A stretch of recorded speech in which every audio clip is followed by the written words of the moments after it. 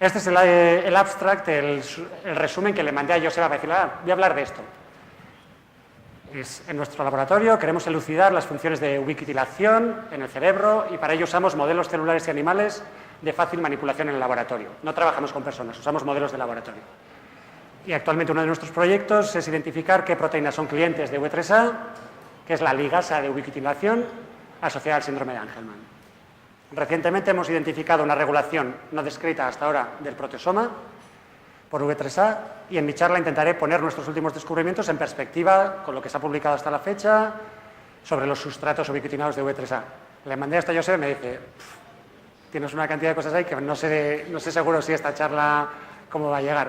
Y dije, bueno, vale, voy a empezar a poner en rojo y en verde las cosas que me pueden hacer un poco difíciles de entender y voy a intentar trabajar poco a poco la charla para que, sin tener ningún conocimiento científico, podáis intentar llegar hasta el punto de las investigaciones que estamos haciendo ahora. Y pues intentaré poner todos los ladrillos en eso, en lo que estamos haciendo. Todos sabéis, es un trastorno genético, el síndrome de Angelman, que quiere decir que hay al menos un gen que causa el problema. No se ven muy bien las imágenes, pero bueno, es lo que hay. Algunas enfermedades genéticas, por ejemplo, el síndrome de Angelman, son cientos los genes que están afectados. El síndrome de Down, son cientos los genes que están afectados. Y en otras, como la anemia falciforme, que es un problema de la sangre, bueno, de los glóbulos rojos, que hay una proteína, bueno, el gen de la globina falla y entonces los glóbulos rojos tienen un problema, que lo hablaré un poco más, hay solo un gen, ¿no? Pero ambos casos son enfermedades genéticas. No tiene por qué ser uno, pueden ser muchos, ambos casos. En algunas enfermedades genéticas, el efecto es una función muy particular, que es el caso de la anemia falciforme. Tienes una proteína que se encarga de llevar el oxígeno en los glóbulos rojos y cuando esa proteína falla, el glóbulo rojo no es capaz de coger el oxígeno, los glóbulos rojos pierden la forma, se atascan en las arterias, crea dolor, crea anemia, pero es solamente un gen el que causa esto y es un efecto muy concreto. Otros casos, como en el síndrome de Angelman, los síntomas son mucho más complejos, aunque sea un solo gen. Esto ya también seguramente lo sabéis, pero prefiero ir poco a poco en todo. ¿Cuántos genes tenemos? Ya se ha comentado, 30.000. ¿Cómo están organizados? Tenemos 23 parejas de cromosoma, 22 que son parejas idénticas y una que decide si somos chicos o chicas. En la célula no están así alineados, obviamente, están todos mezclados, en algún momento de la vida de la célula están incluso que no se ven, pero cuando vas al geneticista te dice, bueno, pues tienes aquí todos tus cromosomas y podemos ver que, pues, que puede haber ciertas modificaciones, hay distintas técnicas para ver esto. ¿Qué es un gen? Así, para transmitirlo un poco más. Cada gen produce una proteína que es distinta de las otras 29.999. Y de cada proteína hay muchas copias en cada célula, muchísimas copias. De algunas proteínas puede haber poquitas, pero en muchos casos hay miles o cientos de miles de copias de cada una de esas proteínas. Si el gen falla, la proteína no está ahí. Si el gen está en exceso, hay más copia de esa proteína. Y así hay en distintos casos de enfermedades, síndrome de Down, es porque la dosis es más alta de lo que debiera ser de esos 200 genes, y en el caso del Angelman Syndrome es que solamente una proteína falla, no está ahí, porque el gen no está. Y el caso también de la anemia falciforme que comentaba. En general, si a la gente habla de proteínas, piensa, claro, carne, pescado, legumbres. Sí, claro que son parte de la dieta las proteínas, pero es mucho más que eso. Esas son las proteínas que se suelen considerar estructurales. El resto de proteínas es como si, digamos, tú quieres entender cómo funciona una ciudad como Madrid. Y dices, pues hay distintos oficios. Hay el oficio del albañil, del conductor de autobús, del profesor, así, y puedes hacer una lista gigante. Cada proteína tiene su oficio, su función, qué es lo que está haciendo dentro de la célula. Y trabajan todas juntas para crear cómo esa célula es capaz de hacer todas sus funciones, ¿sí? Las proteínas son responsables de que veamos, oigamos, a la hora de digerir los productos, a la hora de que nos entra una infección de un virus y que el cuerpo tiene que defenderse, y son responsables también de cómo funciona el cerebro, de que se conecten las neuronas entre ellas, de que yo ahora hable y vosotros oigáis, proceséis esa información y con esa información os hagáis unas ideas de que lo que estoy diciendo, a saber qué dice este chico. Pero cada una de esas proteínas tiene una función muy específica. Es como si fuese un señor que pone clavos o un señor que pinta un poco la pared. Y entre las 30.000 proteínas juntas son capaces de hacer que seamos un organismo independiente, capaz de moverse y funcional. Lo asombroso no es, en mi punto de vista, que cuando falla algún gen el cuerpo vaya mal. Lo asombroso es que seamos capaces como organismo de funcionar, ¿no? Es lo que de verdad, ser capaz de que a partir de una célula esas 30.000 proteínas se pongan de acuerdo y creen nuestro organismo, es, yo creo, el milagro de la vida, que cada uno tiene su explicación para cómo llegamos a él. Entonces, ¿hay un libro de instrucciones cómo esas 30.000 proteínas se ponen de acuerdo en trabajar? No y sí. O sea, no está en ningún sitio que podamos decir, mira, yo soy un científico, quiero saber esta proteína qué hace. No está escrito en ningún sitio. Más que en esas 30.000 proteínas en sí, que son las que entre ellas se regulan mutuamente para que toda la ciudad compleja sea capaz de funcionar. ¿Y cuándo tiene que funcionar? ¿Dónde? Así, para dar una idea, cada tipo, o sea, no las 30.000 proteínas están activas en todas las partes del cuerpo. Cada tipo de célula suele tener más o menos la mitad de estas funcionando y la otra mitad no. Y ahí es el silenciamiento que puede ser la activación de los distintos genes en distintos tipos de células. Como decía antes, los 30.000 cromosomas que están organizados en cromosomas producen cada uno su proteína para su función.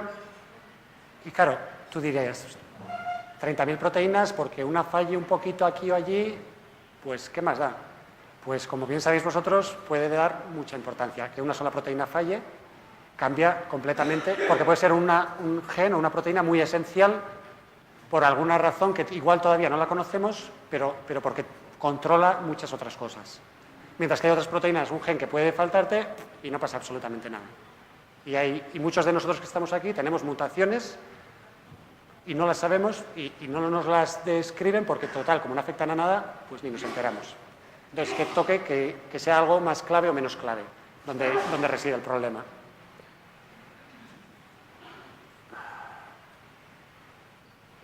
V3A se expresa en todo el organismo, lo tenemos en el cerebro, en el músculo, en la sangre, normal, está por todos lados.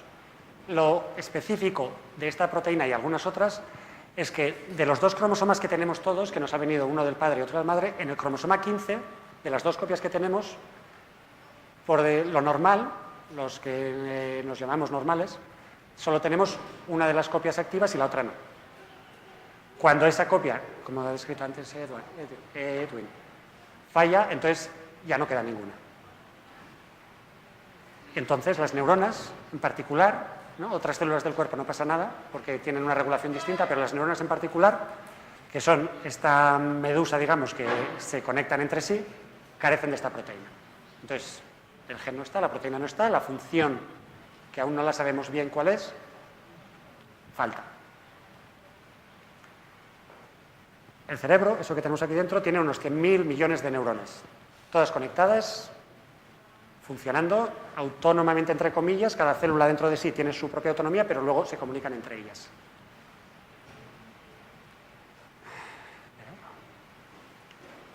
¿Qué se sabe de una manera más o menos clínica, digamos, en el cerebro de los pacientes con síndrome de Angelman? La estructura global parece que está bien. No se, o sea, mira un poquito de lejos, sin embargo, si se mira un poquito de cerca cómo son las conexiones entre las neuronas, parece que son más débiles que en un cerebro que no tiene el síndrome de Angelman. Y eso afecta la actividad, la conexión, las corrientes eléctricas entre neuronas, la comunicación que hace capaz que entendamos, hablemos, coordinemos y tengamos una actividad normal sin ataques epilépticos, sin problemas de desregulación de esa comunicación. Eso sugiere que si fuésemos capaces de introducir una corrección de la actividad de esta proteína, esas conexiones podrían, como sabemos que las conexiones entre neuronas son bastante flexibles, se podrían recuperar esas conexiones a un formato más común y que la funcionalidad se recuperase. Eso es Esa es la hipótesis con la que trabajamos todos los que estamos estudiando en este síndrome. ¿Qué pasa? ¿Qué es lo que exactamente pasa? Si falta V3A, ¿qué es lo siguiente que pasa? Lo que estamos haciendo nosotros no es intentar clínicamente de recuperar los niveles de V3A, no, estamos intentando entender si quitas V3A, ¿a qué otros trabajadores de esa ciudad gigante que es la célula le afecta? Hay varias opciones que se consideran posibles. Una de las funciones de lo que puede hacer es es degradar otras proteínas, ¿no? Quitar del medio, echarlas a la basura, proteínas que ya no hacen falta. O la otra opción que puede que esté regulando es, sin más, regular otras proteínas dónde están, si están localizadas en la conexión o si en un momento dado tienen que transportarse de un lado a otro de la célula o cómo interaccionan entre ellas. Y el mecanismo que usa V3A es una cosa que se llama ubiquitinación, que a mí me gusta darle el nombre, que es como decir que poner un post-it. Le pones un post-it a la proteína X que dice, ahora tienes que irte al otro lado de la ciudad a poner un clavo en esa pared. Y eso es lo que hace la ubiquitina. O ahora es hora de que nos deshagamos de ti porque ya has hecho tu función. Entonces, lo que hace la ubiquitinación es eso, es cuando V3A pone una señal a otras proteínas y las regula. Y ahí es la respuesta que daba antes de que es proteínas que pueden estar o genes que están fallando en otros casos de síndrome de Angelman, que no son de V3A, pueden ser proteínas que están reguladas por ella. Claro, tanto en una ciudad grande como en una célula con la complejidad que tiene, hace falta mucha regulación. Hay muchos tipos distintos de regulación dentro de la célula. Ubiquitina es una de ellas y otros tipos, no voy a describirlos, pero existen más, no es la única forma. La célula tiene muchas formas de regular cómo y dónde y qué tiene que hacer cada proteína de esas 30.000 y múltiples copias de cada una de esas 30.000 que están dentro de las células. Es interesante que de 30.000 genes que tenemos, 1.000 están regulando mecanismos de ubiquitinación. Son muchos. Proporcionalmente es una cantidad bastante grande. Que tantos genes estén regulando un proceso. Hay otros procesos que también hay tantos, pero son muchos. Es un porcentaje muy, muy alto cómo la ubiquitina se está usando dentro de la célula. Y eso es nuestro laboratorio básicamente trabajamos eso. ¿Qué hace la ubiquitina? En la célula, particularmente en el sistema nervioso, es lo que nos interesa.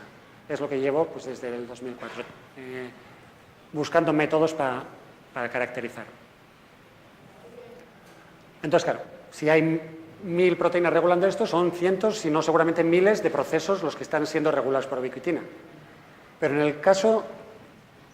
vale, espera, antes de entrar a eso, fallos en el sistema de ubiquitina están involucrados en distintas cosas, en bastantes procesos, ¿no? Hay muchas cosas organizadas por ello y en enfermedades distintas también, desde cáncer hasta Parkinson. Y, por supuesto, como sabéis, en el síndrome de Angelman. Son muchas cosas distintas que el proceso de ubiquitinación regula. Pero, bueno, lo que estamos hablando, de lo que es nuestro trabajo ahora es en síndrome de Angelman. Esta es un poquito... Seguramente habréis visto alguna vez este tipo de diagrama. El poner este post-it de ubiquitina en otras proteínas no lo hace solamente V3A. Son muchas enzimas que genéricamente se les llama E3, porque son las terceras en una cadena de E1, E2, E3, que cogen el post-it, lo activan, toman una decisión de qué tipo de señal va a dar y lo ponen en el sustrato. ¿Sí? Esto es lo que es el proceso de ubiquitinación. Y, como decía, V3A es una de cientos. En los humanos son unas 500 E3 ligasas de estas, de las que son responsables de reconocer a qué cliente hay que ponerle ese post-it y en qué momento. No, mientras que las E1 y E2 son muchas menos, de estas hay muchísimas. Muchísimas, muchísimas. Pero solamente una es la que falla. La V3A es la que falta en el síndrome de Angelman. Y lo que se ha descrito es que la función específica que tiene V3A es degradar a las proteínas a las que modifica. Una vez que les pone estas cadenas de ubiquitina, esa proteína se elimina. Es como que ya ha hecho su trabajo, la célula no necesita al señor que va poniendo clavos ya ha puesto todos los clavos que tenía que poner en ese lugar y dice, venga, vamos a eliminar. Entonces, ¿qué es lo que pasa? Si fallase la señal de que ese señor no tiene que seguir poniendo clavos, sigue poniendo clavos, digamos. ese es el símil más o menos. Regulándose cuando esas diferentes funciones están activas. ¿Sí? En el símil de la ciudad o en la complejidad de la célula, que son parecidos. Particularmente, esto con V3A en el síndrome de Angelman es algo que solo ocurre en las neuronas, la relevancia me tienes en las neuronas. La pregunta del millón, ¿quiénes son los sustratos de V3A? Hay publicaciones, y ahora voy a ir un poco en ello, pero esta es la pregunta del millón, ¿no? Si queremos entender los mecanismos que está modificando, esa es la pregunta que tenemos que responder. Es importante poner en contexto que el campo de ubiquitinación es bastante reciente. En el 2004, 3 investigadores muy famosos recibieron el Nobel por haber empezado a investigar este campo. Empezaron en los años 80, la importancia de ello no se reconoció hasta hace menos de 10 años. Entonces, vamos, al paso que vamos, otro tipo de procesos se conocen desde muchísimo antes. ¿Cuál es el problema de muchos de los estudios, desde mi punto de vista, que se han descrito hasta ahora de cuáles son las proteínas modificadas por V3A? Que los estudios se hacen en células no neuronales, porque son más fáciles, más rápidas de trabajar en el laboratorio, o incluso en algunos casos se confirma in vitro en tubo de ensayo. Y hay una lista de proteínas que se suelen usar en los diagramas de qué se sabe de los sustratos que se han caracterizado así. No se les ha visto ubiquitinadas por V3A en el cerebro, o al menos no de una forma convincente. Entonces, la pregunta del millón está todavía sin acabar de responder, en mi opinión. Y claro, si tú caracterizas en una célula que no es una neurona, que tiene una composición particular y lo quieres aplicar a una célula que es una neurona que tiene una composición bastante distinta, puede que tengas la suerte de que en realidad lo que hayas descrito ahí ocurra aquí, o puede que no. Hay que confirmarlo antes de estar seguro. Puede ser y puede que no. Hay cosas que se conservan en distintos tipos de células y hay cosas que son muy específicas, porque de los 30.000 genes, en distintos tipos de células no están todos activados. Suelen estar 15.000, 20.000, y claro, si los que están ayudando a esa función en esta célula no están en esta, o al revés, los estudios no van a ser conclusivos en ese sentido. ¿Qué otro problema hay? De los sustratos de ubiquitinación, si una proteína, si el señor que está con el clavo tiene que estar regulado, no están todos los de ese oficio regulados a la vez. Suelen ser muy poquitos. En nuestra experiencia y de otros grupos, cuando miras de un tipo de proteína específica cuántas moléculas, cuántas unidades están modificadas, el porcentaje es muy, muy pequeño. Es como buscar una aguja en un pajar, literalmente. Es realmente difícil. Eso motiva que cuesta identificar qué proteínas están ubiquitinadas. Esa es la razón por la que no es tan fácil decir, pues sabemos que esta es la proteína ubiquitinada, porque no es fácil. Y por eso se ha tardado tanto tiempo, se va al ritmo que se va en este campo, comparado con otros campos que igual el porcentaje de unidades que están modificadas de otro tipo de regulaciones es más grande. Entonces, lo que se están trabajando muchos grupos es en desarrollar métodos para enriquecer las proteínas que están ubiquitinadas y en base a eso poder identificarlas y tener el mecanismo delineado, descifrado.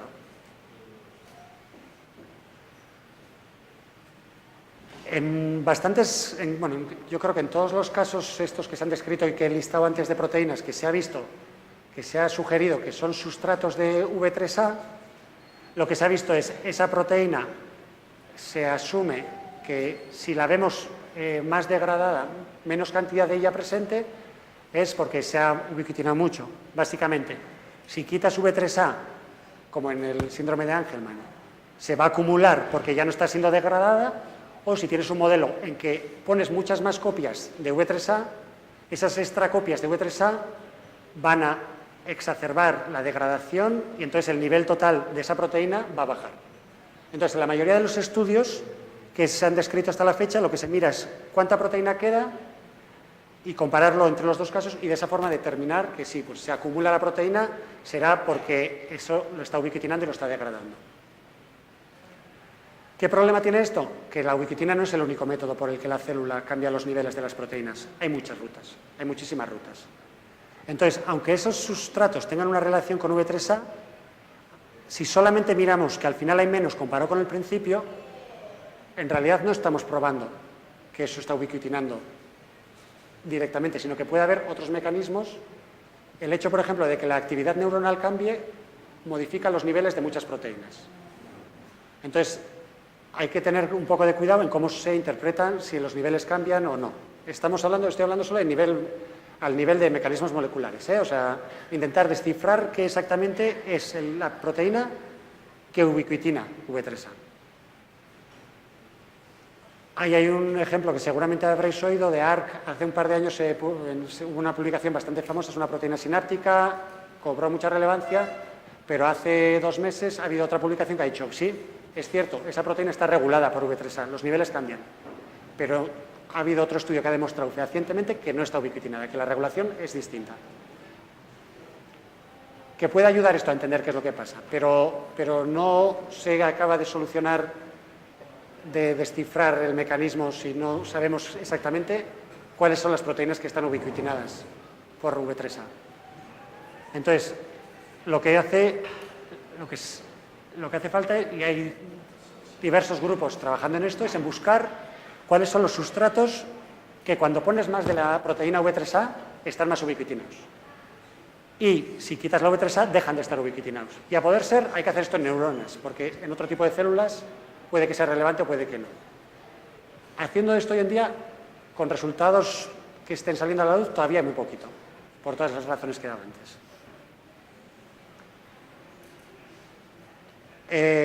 Obviamente, si estoy dando esta descripción es porque nosotros estamos haciendo esto.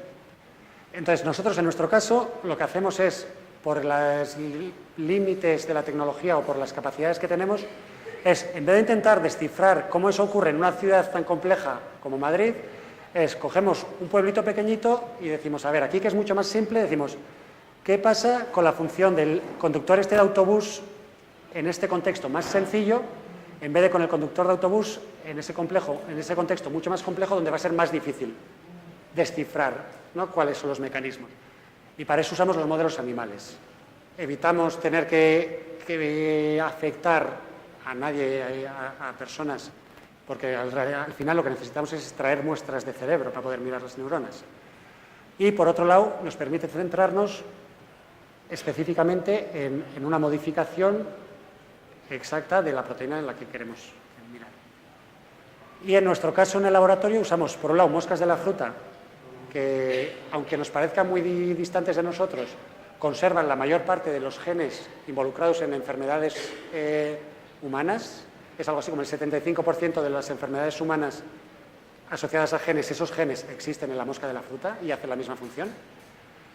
Desde más recientemente estamos trabajando con ratones también, y aparte usamos células, neuronas en cultivo para hacer ciertos ensayos. Y la técnica que hemos desarrollado nos posibilita eso, trabajar en esos modelos, encontrar esa aguja en el pajar y validar que sean ubiquitinados, que tengan esa post-it de ubiquitina, para entender, o sea, para poder procesar esa información. Es decir, si directamente, cuando ponemos más ubi3A, esta proteína está más ubiquitinada. El esquema de trabajo que usamos, igual, bueno, lo voy a intentar describir un poco, ya que estamos aquí. Producimos, esto es algo que en animales se lleva haciendo muchos años, tanto en ratones como en moscas. Puedes insertar un gen para que produzca una proteína que no existía ahí. Entonces, ponemos un gen que produce una ubiquitina con otra proteína que se encarga de, cuando estas unidades se separan dentro de la célula, les pone una cosa que se llama biotina, que es un suplemento que puedes tener en la dieta, una vitamina. Entonces, con esa biotina, esa ubiquitina, la podemos usar para recoger, para enriquecer de una forma bastante pura los sustratos que tienen ubiquitina. Esto es algo que directamente en humanos no podríamos hacer porque simplemente no, pero en estos modelos podemos, y miramos directamente dentro de las neuronas cuáles son las proteínas que están ubiquitinadas en un organismo completo dentro del cerebro, para tener inicialmente una descripción. Esto no existe para humanos todavía, no se sabe en nuestro cerebro qué proteínas están ubiquitinadas. Se está avanzando, en los últimos años se está avanzando bastante, pero todavía no se está ahí. Y eso nos permite tener un listado total de esas proteínas modificadas con el post-it de ubiquitina en la mosca. En el ratón hemos empezado más recientemente, esto está en marcha todavía. Hemos visto que V3A en el cerebro de la mosca lleva ubiquitina camino de sus sustratos, porque a la vez que recogemos los sustratos, recogemos V3A también, que lleva la ubiquitina. Sabemos que está activa en nuestro modelo en el momento que estamos mirando. Y tenemos un listado ya de proteínas que están más ubiquitinadas cuando tenemos más copias de V3A. Todavía no tenemos el listado de las proteínas que no están ubiquitinadas, pero se supone que debería ser el mismo. Esto es trabajo todavía en desarrollo.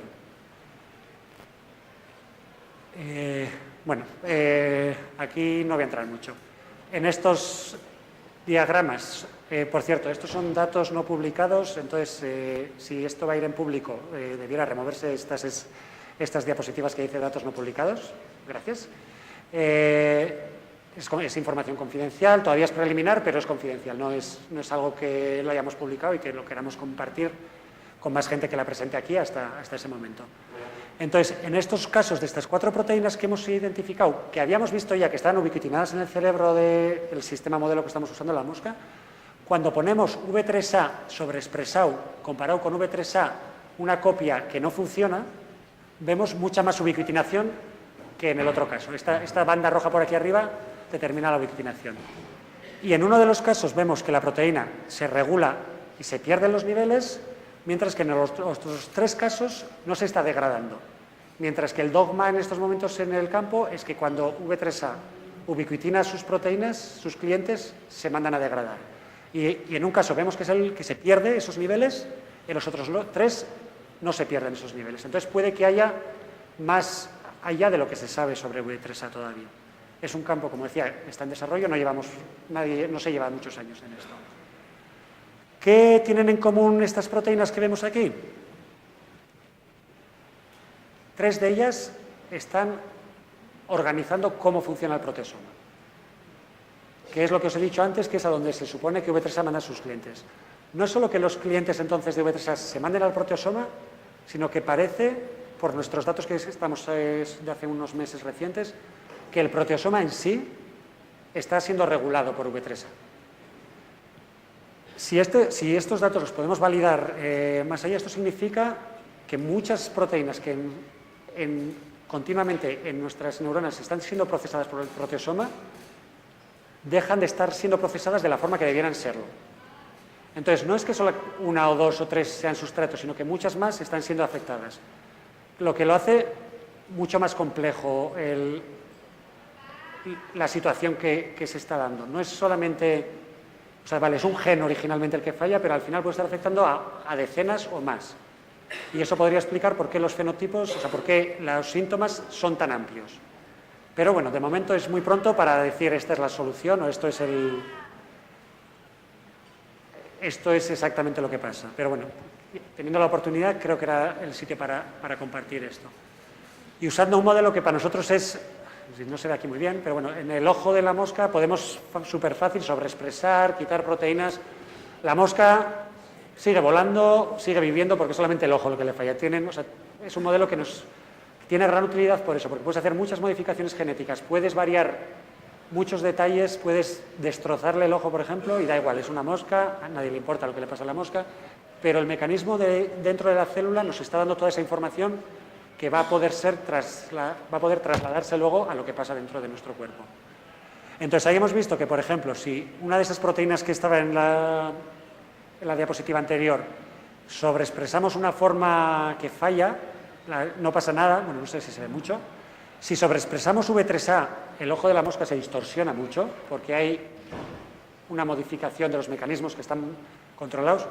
Y cuando ponemos las dos cosas juntas, de repente se pierde ese efecto que hace en el ojo. Eso solo puede ocurrir si ciertamente hay una interacción entre las dos. Si no tuviesen nada que ver, los ojos de estas moscas tendrían que ser idénticos a los de estas. Entonces estamos demostrando que hay esa interacción. Esto no quiere decir que eso vaya a ser una terapia, para nada. Solamente nos está demostrando que tenemos una interacción que la podemos validar en el sistema real en vivo y que nos da bastante expectativas de que lo que estamos viendo en lo que he enseñado anteriormente de la bioquímica tiene una funcionalidad real en el sistema, en el organismo completo. Aparte, ¿qué más se sabe de la literatura entre el V3 y el proteasoma? Se sabe que ambos afectan la conectividad de las neuronas, Ambos aparecen en las conexiones que antes se han comentado que tienen una modificación en el síndrome de Angelman, que son más débiles. En esas bueno, se llaman espinas de las dendritas. En esas conexiones entre neuronas se localizan tanto uno como el otro.